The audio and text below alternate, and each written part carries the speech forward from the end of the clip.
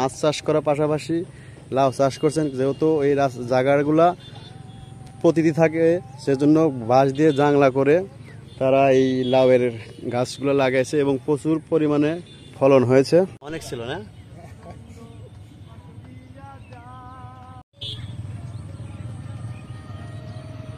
দর্শক, এখন আমি এই লাউটি নিজের হাতে কাটতেছে।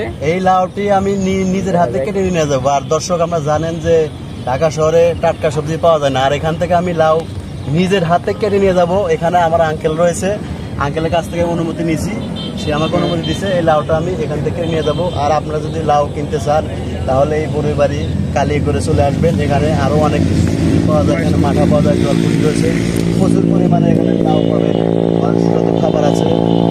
সবাই ভালো থাকবেন, সুস্থ থাকবেন। এখন লাউটা কাটবো, এখানে কাটলাম। হ্যাঁ, এই যে দেখেন, এই যে সেই একবারে কচি লাউ, একবারে এখনো দেখতে পাচ্ছি যে ফুল আছে, গায়ের সাথে কাটা। ঠিক আছে আঙ্কেল, লাউ ভালো হবে না এটা? হ্যাঁ, ইনশাআল্লাহ ভালো। ঠিক আছে।